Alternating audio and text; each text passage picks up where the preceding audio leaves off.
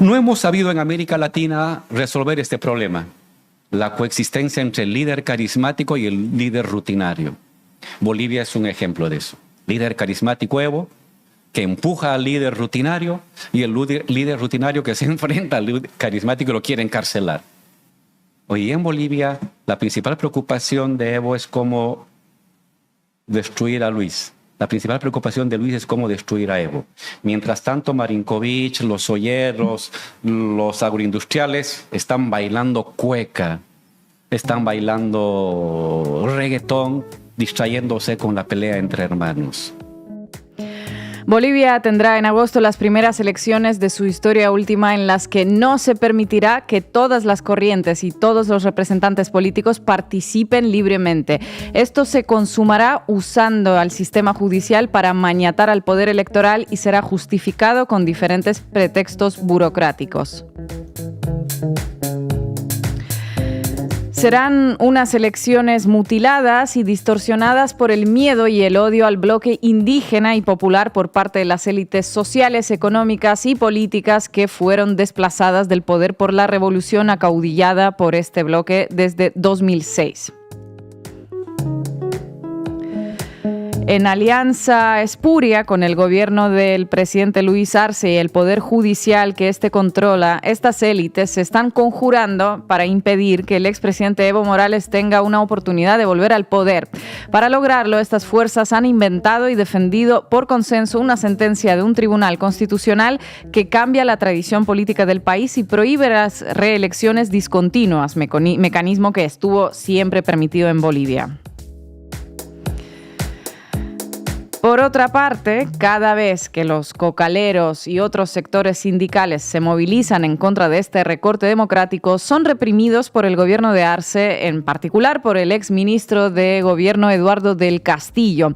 Hoy, de una manera tristemente simbólica, del Castillo es el candidato presidencial del Movimiento al Socialismo, el instrumento político creado por el movimiento indígena y campesino boliviano tras muchos años de esfuerzo, luchas y resistencia, y que le fue robado a Morales hace más o menos un año.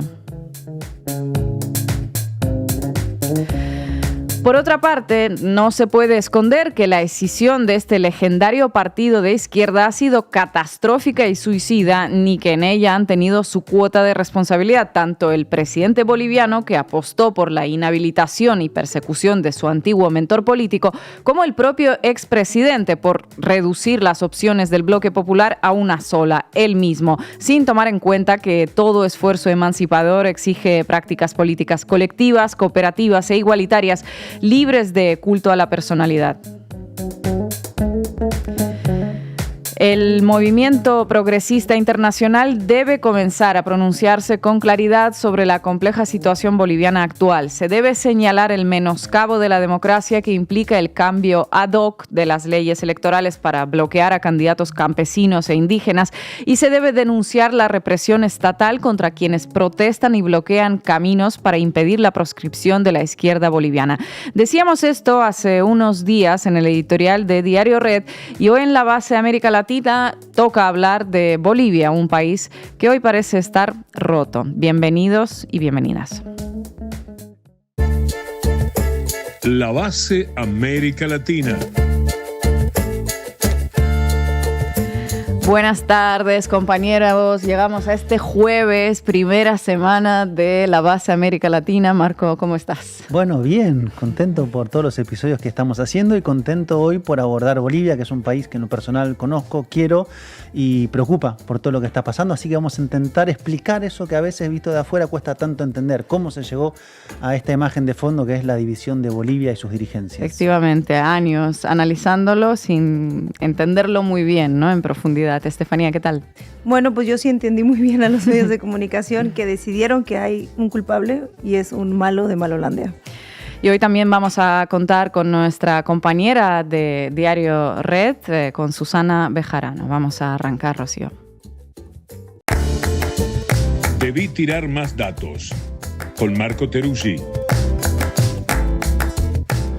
La crisis política en Bolivia está llegando a una zona crítica. En el horizonte inmediato está el 17 de agosto, día de las elecciones presidenciales y legislativas. 2 meses en los cuales se anuncia un recrudecimiento de conflictos en un país que está sumido en una profunda disputa al interior de lo que antes era un movimiento político del que se hablaba con elogios por su estabilidad y unidad. La imagen más visible de la crisis son las protestas con movilizaciones y cortes de ruta que ocurren en varias partes del país, en particular en los departamentos de Cochabamba, Potosí y Oruro.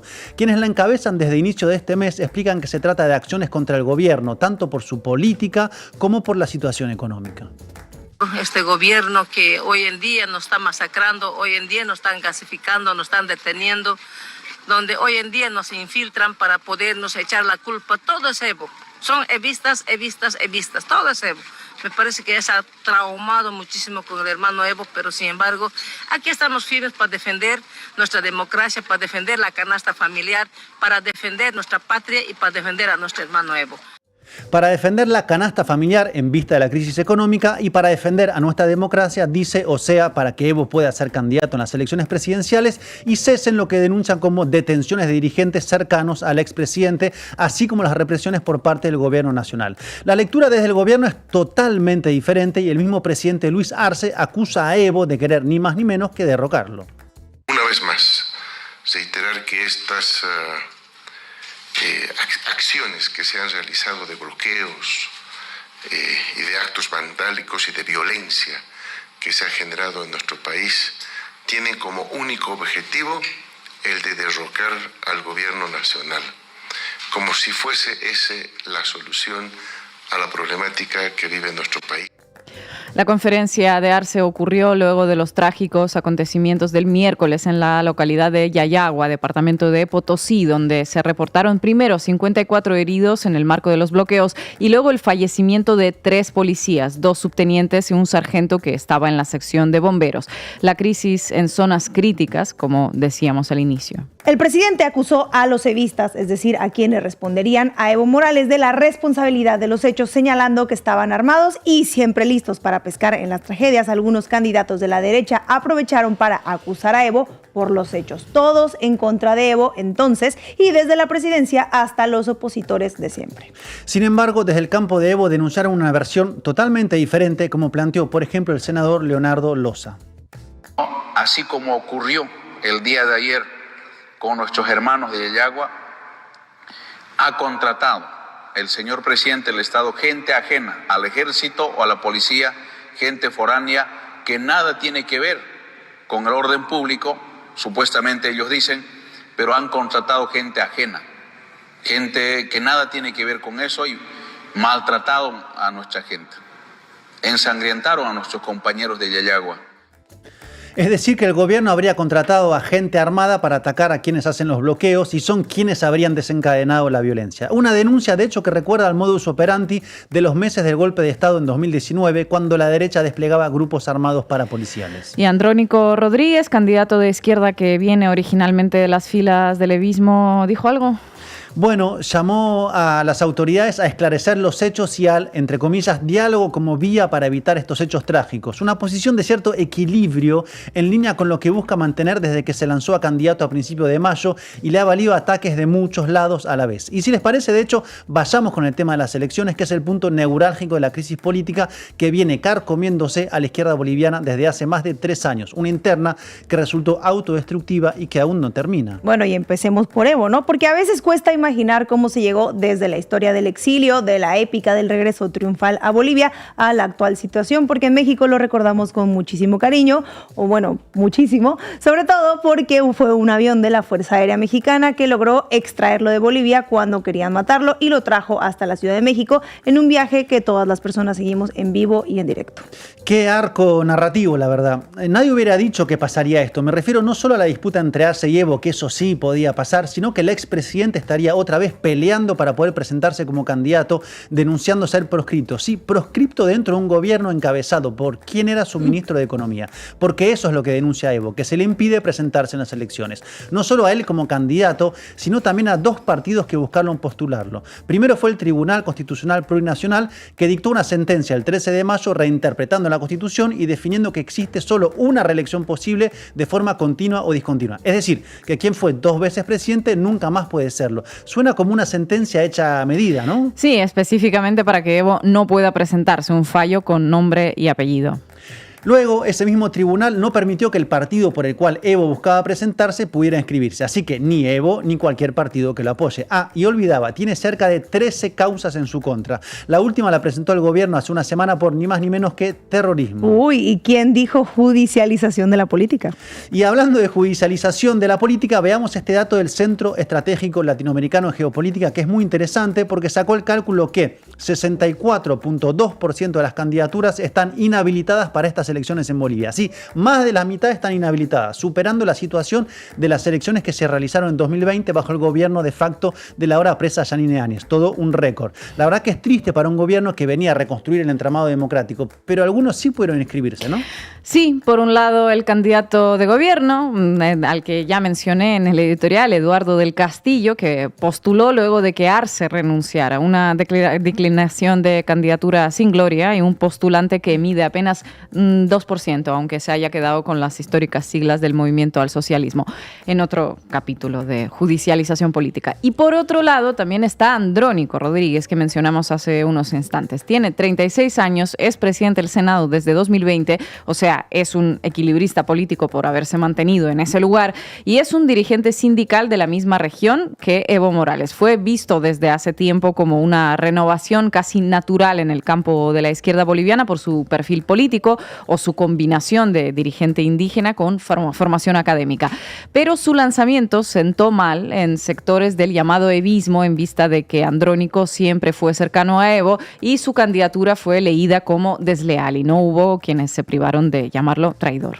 Y sí, en tiempos de internas, además de este calibre, con intento de asesinato mediante, como le pasó a Evo el año pasado, no sé si recordarán, muchas veces solo hay 2 campos, sin lugar para terceras posiciones. Y Andrónico también, por su parte, envió mensajes de, digamos, cambio de época, de cierta jubilación. Así que luego de reconocer a Evo como el mayor referente de la historia de Bolivia, dijo esto. Al mejor jugador se le va un penal. Al mejor político se le va el olfato a veces. Se le va el cálculo. Se le va la lectura real de la política. De repente nuestro hermano Evo se equivocó electoralizando muy temprano nuestra patria. Y en este momento, llamar a la unidad, compañeros, hermanos, hermanas, paralelamente generar explosiones, desconocimientos, no está bien. Necesitamos encaminar este proceso entre todos, absolutamente todos. Y la pregunta del millón en la izquierda en Bolivia, pero diría en la izquierda latinoamericana que observa atentamente las elecciones, es: ¿podría haber alguna unidad entre Andrónico Rodríguez y Evo Morales para hacer frente a una casi segura segunda vuelta electoral? Pues muy difícil saberlo, Marco, pero a estas alturas parece que la derecha tiene más condiciones para unirse a una segunda vuelta, y de hecho nunca hubo segunda vuelta en Bolivia, y quienes adversan a Evo siempre buscan llegar a este escenario, y son 7 candidatos en total. Varios tienen prontuarios que antecedentes políticos, como Jorge Tuto Quiroga, involucrado, por cierto, en el golpe de Estado en el 2018, y luego nombrado en ese gobierno de facto para transmitirle al mundo que no había habido tal golpe. Sí, como suena, y pues vamos a ver qué dice ahora Tuto. A decir que yo estoy peleando, que estoy con obsesión con Evo Morales, no, yo tengo obsesión por la democracia y la libertad. Obsesión por la democracia y la libertad, querido Tuto. En Argentina se dice cara dura, en Venezuela se dice cara de tabla. Podríamos seguir con la lista. En fin, y adivinen cuál puede ser la propuesta económica de Tuto Quiroga. Espera, seguro adivino el nombre de la canción, que debe ser originalísima. ¿Qué tal algo del Fondo Monetario Internacional, el ajuste, austeridad y todas esas cositas? Bingo. Y en esa línea justamente están varios de los candidatos de la derecha, y algunos ya perfilan posibles acercamientos entre ellos, como Samuel Doria Medina, con su historial de privatizaciones y su promesa de resolver ahora la crisis en solo 100 días, Manfred Reyes, actual alcalde de Cochabamba, y el mismo Quiroga. Los tres se reunieron días atrás para firmar un acuerdo más simbólico que otra cosa, y otros fueron convocados a ese acuerdo, como el candidato Jaime Dum, pero no fue. Y claro, no falta quien en estas circunstancias le piden a la derecha que se una, en vista de que según algunas encuestas los números podrían serles favorables en esa hipotética segunda vuelta. Pero tengamos en cuenta siempre que las encuestas suelen desacertar crónicamente, por lo menos muchas de ellas, en particular cuando el río está tan revuelto como ahora. Se trata, pero sí es cierto, de la mejor oportunidad para la derecha de poder ganar en las urnas, algo que nunca logró desde que en el 2005 Evo Morales ganó la primera elección presidencial, acompañado en ese momento de Álvaro García Linera como vicepresidente. Son muchas variables entonces en simultáneo para entender esta crisis que se agrava, la verdad, a cada semana. Desde la evolución de la interna de quienes hace 5 años iban todos juntos y ahora son jurados contrincantes o a veces enemigos, las grandes protestas, hasta el mapa de quienes buscan restaurar el antiguo régimen perdido hace 20 años cuando juraba el primer indígena como presidente de la República, que luego se hizo plurinacional. ¿Cuánto tiempo y cuántos cambios? Gracias, Marco. Tú tienes compañeros dirigentes en la cárcel, luchadores sociales, líderes campesinos en la cárcel, por haber hecho una marcha. En el gobierno de Lucho. En el gobierno de Lucho. Tienes a Juan Ramón, el ministro de la presidencia, en la clandestinidad, porque lo van a meter a la cárcel. Evo no puede salir del trópico porque si sale a una ciudad lo van a detener y meter a la cárcel. Es terrible. Muy buena esta entrevista que le han hecho Daniel Tonietti y Diego Stulbark a Álvaro García Linera. Está subida precisamente en el canal de la Base Latinoamérica. Véanla entera. Estefanía Veloz. Bueno, vamos arriba. Cuéntamelo todo y exagera con Estefanía Veloz.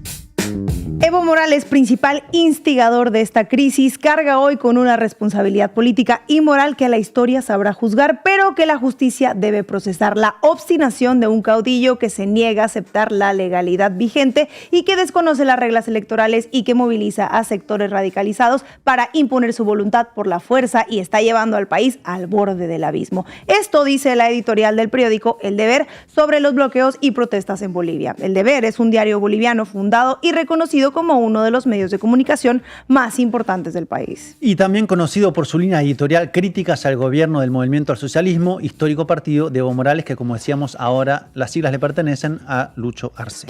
Y a Evo Morales, esa editorial lo llama principal instigador de la crisis que se vive en Bolivia. Bueno, y eso mismo lo podemos ver en otros medios nacionales e internacionales. Portada de La Razón, un periódico boliviano muy leído, y la portada dice, pobladores se enfrentaron a bloqueadores evistas. Luego, portada de El Alteño, periódico local de Bolivia, evistas logran que la Yayagua sea campo de batalla. Después, portada de Los Tiempos, uno de los medios más importantes de Bolivia, dice, evistas atacan a Yayagua y dejan 33 heridos. France 24, 3 policías mueren en Bolivia durante bloqueos encabezados por evistas. DW, 2 policías mueren en choque con... Bueno, déjame adivinar, algo tiene que ver con evistas, ¿no?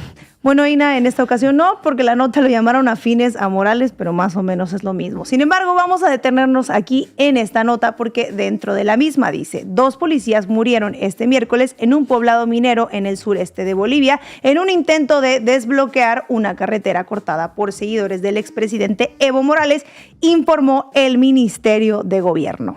Entonces el título de la nota es una declaración del gobierno de Arce, pero hay que meterse en la nota para darse cuenta de eso. Es decir, que la versión del gobierno es la fuente de todos estos títulos. El evismo ha estado con 2 lógicas diferentes. Sí, y también algunos medios de comunicación como el medio Unitel, uno de los canales de televisión más vistos de Bolivia, y también en esta plataforma donde nos ven, explica bien que aunque esta es la versión oficialista, pues no pasa nada porque la verdad es la que a ellos más les gusta. Gobierno y también de otros sectores que afirma que las personas que están ocasionando esta escalada de violencia son afines a Evo Morales y lo están haciendo porque quieren seguir empujando la candidatura de esta persona a las elecciones. Y por otro lado está la otra narrativa de, la gente seguidora de Evo Morales, Causa Chuncoca y estos medios que dicen que en realidad son protestas por el tema de la crisis económica y también son protestas para pedir que Luis Arce renuncie, ¿no? No sé en cuál se suscribirán ustedes. Yo sé que muchos aquí no simpatizamos, digamos, con el evismo.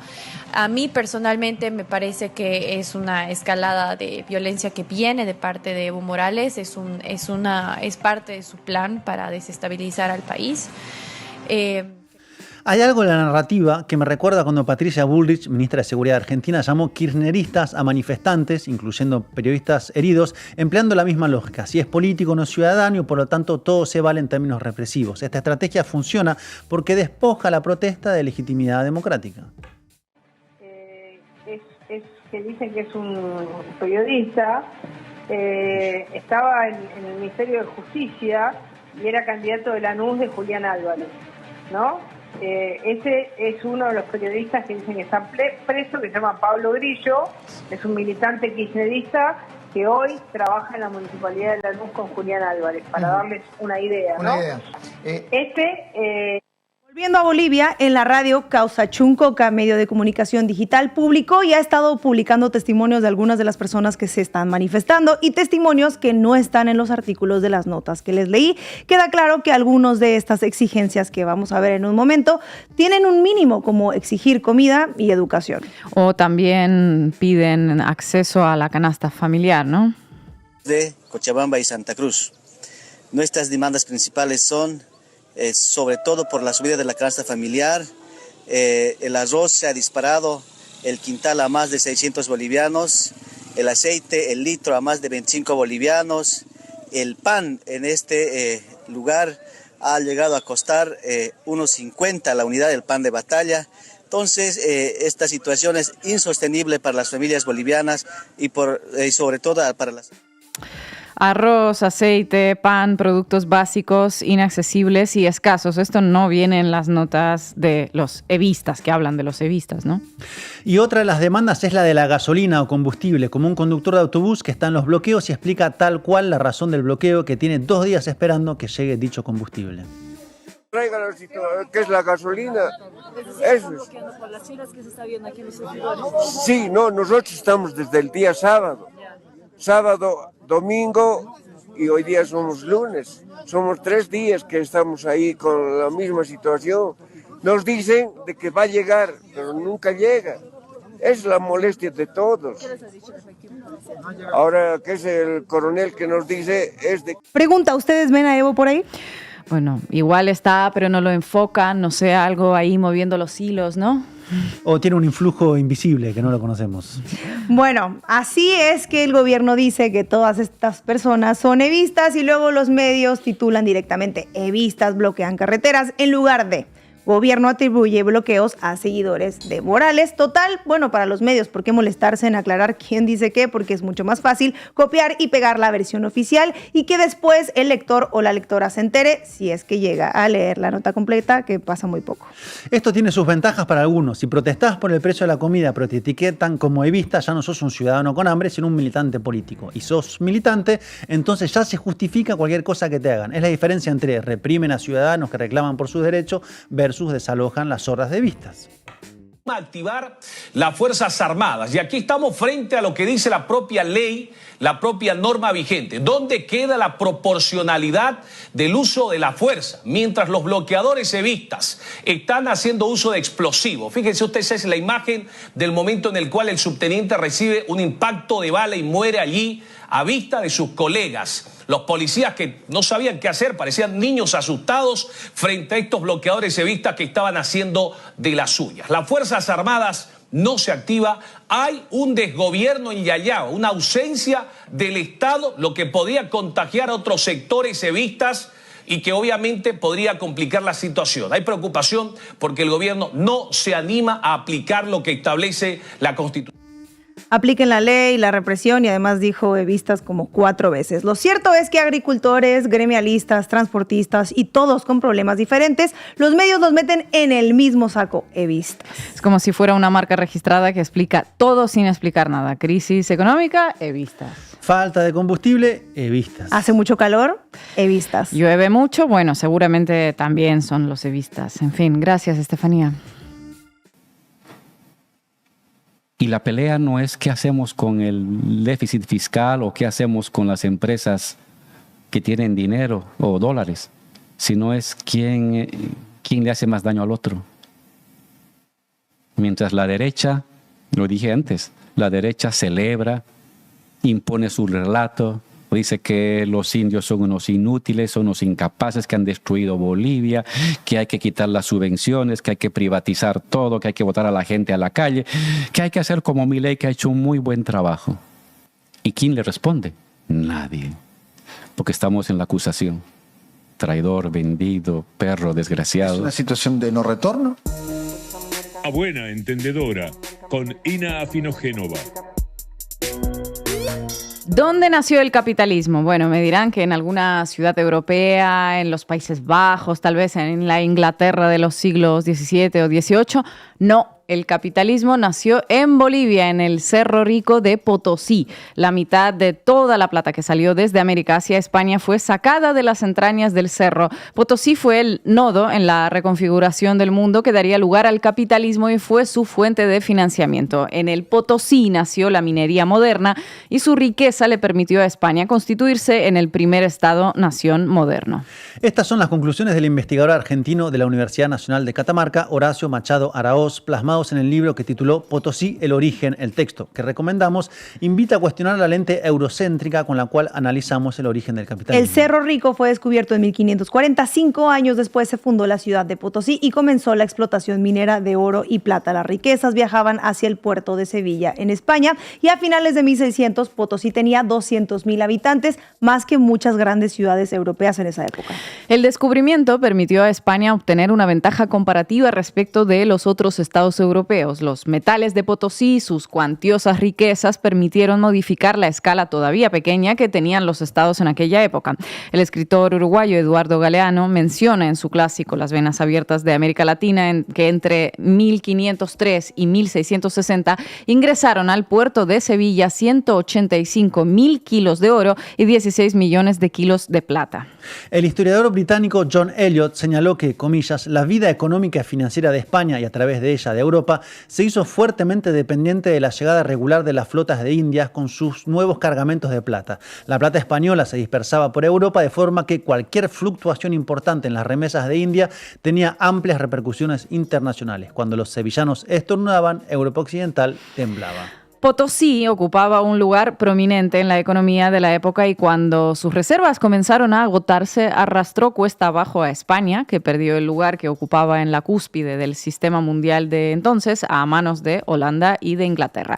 El saqueo de Bolivia continuó por los siglos de los siglos, primero como colonia de España y luego a través de una élite criolla, blanca o mestiza que, asociada a los capitales imperialistas, se apropió del excedente derramando, poco y nada. Y la segregación racial era la otra cara de esa moneda. Fue tan profunda que en un país donde la población es mayoritariamente aymara y quechua, estos sectores no estaban representados en las instituciones estatales. Solo a partir de las luchas de finales de los años 90 y los primeros 2000 es que culminaron en el ascenso de Evo Morales, empezaron a estar representados en la administración del Estado. Evo Morales, el primer indio que gobernó el país, asumió la presidencia en enero del 2006. Para entonces, el nuevo Cerro Rico de Potosí eran las reservas de gas, en menor medida de petróleo, que se habían descubierto en los últimos años. Hasta entonces el plan era el mismo que se venía repitiendo desde tiempos de la colonia, un gasoducto que conectara con el Océano Pacífico para poder exportar el gas a California y que en el país no quedara nada. Un gasoducto se llevaría el gas, mientras, quechuas y aymaras seguirían cocinando con lo que sea, con biomasas. La ecuación cambió el 1 de mayo del 2006, el Día Internacional de los Trabajadores, por cierto, cuando Evo Morales nacionalizó los hidrocarburos. Preparamos el decreto supremo de nacionalización. Si quieren, las transnacionales se quedan con 18%, ahora 82% para los bolivianos. Además de eso, no hay ese en boca de pozo. Ahora el Estado controla dentro y fuera de la tierra del gas. Eso ha hecho, hermanas y hermanos periodistas, ha hecho cambiar la economía nacional. Totalmente ha hecho cambiar, ¿no? Y es falso que lo digan, que no habría inversión. Creo que era otra forma de amedrentamiento, chantaje al pueblo mediante las llamadas, que no va a haber inversión, que no va a haber, que no van a estar los petroleros. En este momento, los 2, 3, pero la mayor parte de las empresas prestan servicio. La nacionalización ha hecho cambiar la economía nacional y vaya que la cambió. La nacionalización de los hidrocarburos, no las tan mediadas inversiones extranjeras y la planificación estatal, no la libertad de mercado, se convirtieron en la columna vertebral del crecimiento de la economía boliviana en los años siguientes. En el año 2006, el PBI de Bolivia era de 11.520 millones de dólares. En solo 5 años, para el 2011, se había duplicado y alcanzaba los 24.000 millones de dólares. Como explicaba Evo, la clave fue invertir la fórmula con la que se repartían las regalías. Antes el Estado se quedaba con el 18% y las empresas privadas con el 82%. Luego de la nacionalización, el excedente de la producción hidrocarburífera quedó en manos del Estado y comenzó a reinvertirse en el país. Si vamos hasta el año 2023, en solo 17 años, el PIB de Bolivia se multiplicó por 4. ¿Y cómo sería Bolivia si esto no hubiera sido así desde aquel lejano 1540 en el que fue descubierto el Cerro Rico de Potosí? ¿Cómo sería Bolivia si su riqueza no se la hubieran llevado las potencias extranjeras durante 5 siglos? Bolivia ya no vive la etapa fulgurante de ascenso que tuvo durante las presidencias de Evo Morales, por eso conviene tener presente las preguntas que nos plantea Estefanía. Conviene tener presente esta historia y saber cuáles fueron las políticas que la permitieron. Ahora que el proceso encuentra dificultades, empezamos a escuchar las recetas de siempre, que el problema son los controles del Estado, las nacionalizaciones y que la solución son las inversiones extranjeras, la lluvia de inversiones. Las inversiones extranjeras se radican en un país para llevarse luego más riquezas que las invertidas. Lo que estoy diciendo es una obviedad, es el fundamento del capitalismo, pero hay que decirlo porque los liberales no lo entienden o simulan no entenderlo y pretenden contagiarnos con su ignorancia. ¿Qué pasó? ¿Por qué se estropeó el proceso? Como la economía boliviana es relativamente simple, no es difícil encontrar las causas. El agotamiento progresivo de las reservas hidrocarburíferas, que no eran particularmente cuantiosas, llevó a una disminución de la cantidad de dólares que ingresan al país. Las exportaciones de gas están dirigidas a Brasil y Argentina y en los últimos 5 años se redujeron en 1.000 millones de dólares. Al mismo tiempo, el crecimiento de la economía boliviana incrementó la demanda de nafta y de gasoil, 2 rubros que en Bolivia no son autosuficientes. Por un lado, bajó la llegada de divisas por la disminución de las exportaciones de gas. Por el otro, aumentó la necesidad de tenerlas para importar combustible. Esa tenaza comenzó a estrangular la balanza comercial. La escasez de divisas impactó subiendo el precio del dólar y arrastró a la suba los precios de absolutamente todo lo demás. En la actualidad, Bolivia padece una inflación que ronda el 12% anual, que impacta en los bolsillos de todos los bolivianos, y el malestar social está creciendo. Para evitar que se propague, el gobierno de Luis Arce implementó medidas destinadas a subsidiar el precio de los combustibles y los alimentos. Los subsidios generaron mayor presión sobre las cuentas públicas e incrementaron el déficit del Estado. El nivel de deuda comenzó a subir y en la actualidad se encuentra en el 80% del PBI. La situación presente también se explica por la mala praxis del presidente Luis Arce. En su nota en Diario Red, nuestra compañera Adriana Salvatierra subraya una serie de iniciativas que nunca llegaron a concretarse. Una de ellas, por ejemplo, preveía la construcción de 3 plantas para la producción de biodiesel que reemplazaran a la importación. La iniciativa nunca fue más allá del papel. En el último periodo de Evo Morales en la presidencia también se estaban construyendo 4 plantas para producir cloruro de potasio, carbonato de litio, materiales catódicos y baterías, y las iniciativas quedaron suspendidas después del golpe de Estado durante la presidencia de Yanín Áñez. Y durante el gobierno de Arce no fueron reactivadas y Bolivia perdió la oportunidad de exportar litio en un periodo en el que la tonelada llegó a cotizar a $80.000.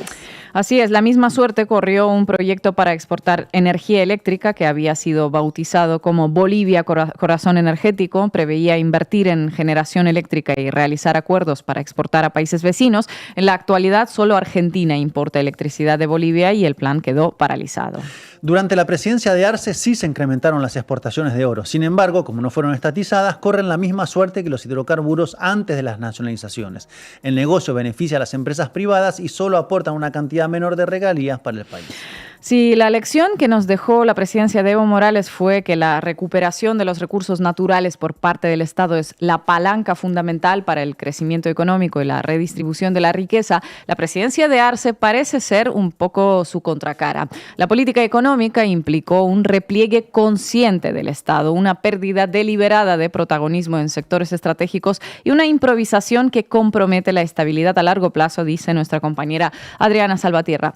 Los problemas existen y son reales, pero no hay que dejarse engañar por quienes proponen que la solución son las mismas recetas que fracasaron durante 5 siglos y que siguen haciéndolo hoy en día en diferentes latitudes y países. Bolivia vivió sus mejores años cuando el pueblo boliviano empezó a recuperar su estado de la pequeña élite que lo mantenía secuestrado. El camino es profundizar ese modelo y nunca retroceder. Gracias, compañeros. No se juega con la inflación, nunca jueguen con la inflación, porque es el poder social por excelencia, el dinero. Es el poder social por excelencia. Yo mido mi capacidad de vincularme con el mundo por la cantidad de dinero que tengo en mi bolsillo. El rico, el pobre, el de la clase media, todos. Y si tú juegas con eso, estás jugando con el soporte emotivo fundamental que tiene cualquier persona del mundo.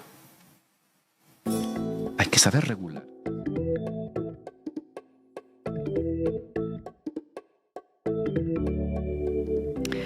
Y hoy en la mesa de análisis contamos con Susana Bejarano, nuestra compañera de Diario Red América Latina y periodista boliviana. Susana, muchísimas gracias por estar aquí. Siempre un placer. Ina, qué gusto verte, qué gusto verlos en la base Latinoamérica, estar casi que estrenando con ustedes el programa. De verdad los felicito porque cuánta falta nos hacen estos espacios. Gracias, Susana. Bueno, estamos siguiendo lo que pasa en estas últimas horas en Bolivia con mucha preocupación. Ya hemos visto las informaciones sobre las víctimas. ¿Cuáles creen que pueden ser las consecuencias de esta escalada de la crisis que parece brutal desde aquí? Bueno, sí es una crisis muy fuerte, es una crisis que yo creo que es consecuencia de todo aquello que hemos venido analizando ya en estos mismos espacios, Ina. La pelea interna del bloque popular ha traído muchísimas consecuencias. Creo que parte de las consecuencias que hoy estamos viendo, esta escalada de violencia, etcétera, tiene como origen también esta pelea interna. Creo que esta inestabilidad que ahora mismo está viviendo Bolivia puede traer como consecuencia a la derecha entronándose de manera, digamos, muy fuerte, si tú quieres, en las elecciones de agosto del 17, que son elecciones que a pesar de que existe, digamos, muchas consignas de que si no se realizan, que si no son representativas y todo aquello van a suceder el 17 de agosto de este año, ¿no es cierto? Entonces ahí yo lo que veo luego de esta crisis, que es una crisis evidentemente que tiene un rasgo fratricida y lo que vamos a analizar más adelante, pero es una derecha que está frotándose las manos para lo que le espera, porque luego es una derecha que se entrona con mucha legitimidad. Gracias por estar acá en la base América Latina. Quería preguntarte por lo que lees que puede ser la decisión de Evo, ya que todas las puertas parecen cerrarse para que pueda presentarse. ¿Pensás que va a seguir por el camino en el que está ahora? ¿Que en un momento va, no sé, a pensar algún tipo de acuerdo? ¿Cómo ves la estrategia que ha diseñado Evo Morales? A ver, yo creo que es una estrategia como él mismo en algún punto lo ha llamado, la estrategia final, ¿no es cierto? En este momento, tú lo has dicho bien, Marco, y creo que hay una lectura clarísima, ¿no? Más allá de los amores y desamores que provoca esto que voy a decir, institucionalmente Evo no está habilitado. No ha logrado inscribirse, tampoco ha logrado inscribir su movimiento en el calendario electoral, es decir, no solamente Evo no está inscrito en la papeleta, sino además el evismo de alguna forma no se siente representado, ¿sí? Esto es una realidad. Bien. Al dejar tú fuera, ¿no?, a un bloque del proceso electoral, ahí tú evidentemente vas a tener un proceso natural de rebeldía contra con ese bloque que no se siente representado. Bien, yo creo que Evo sí, evidentemente, ya diseña una hoja de ruta, y es una hoja de ruta que para muchos significa la desestabilizadora, pero yo endulcoraría un poco aquella expresión, que es una hoja de ruta, ¿no?, de velar, digamos, por aquellos que no se sienten representados dentro de la papeleta puedan encontrar un espacio. Ahora, esos espacios están completamente cercenados. Por eso te decía, le decía a Ina, que nosotros vamos a ir a unas elecciones en agosto, ahora, el 17 de agosto, y son unas elecciones, digamos, que van con un bloque popular tremendamente lastimado por esta pelea interna que existe.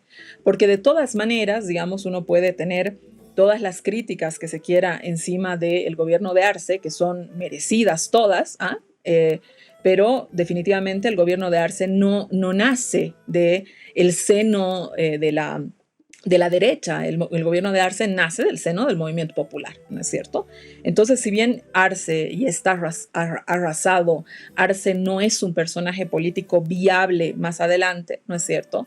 La situación política en la que hoy día se está con el bloqueo de carreteras, que es un mecanismo, digamos, una forma de protesta de las organizaciones sociales y los pueblos indígenas en Bolivia. Esta es una forma de protesta ya desde la colonia, ¿no es cierto? La apropiación del territorio para que se inviabilice, digamos, el Estado, ¿no? Con la apropiación de ese territorio, ¿no es cierto?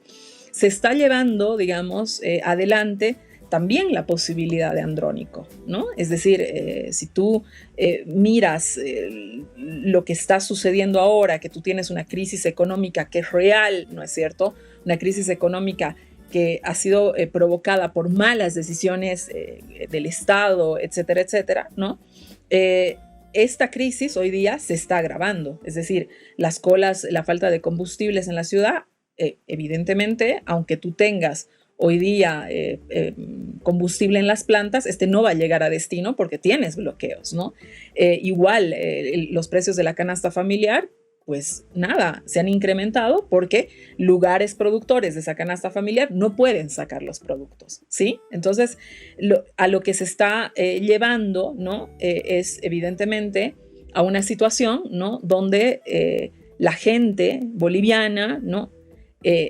Vive una crisis que se acrecenta, ¿no es cierto? Los medios de comunicación alimentan mucho los culpables de la crisis. Los culpables de la crisis son Evo Morales, son el MAS, son Luis Arce y Andrónico Rodríguez por ser parte de ese movimiento, ¿te das cuenta? Entonces, esta es una situación que complejiza, ¿no?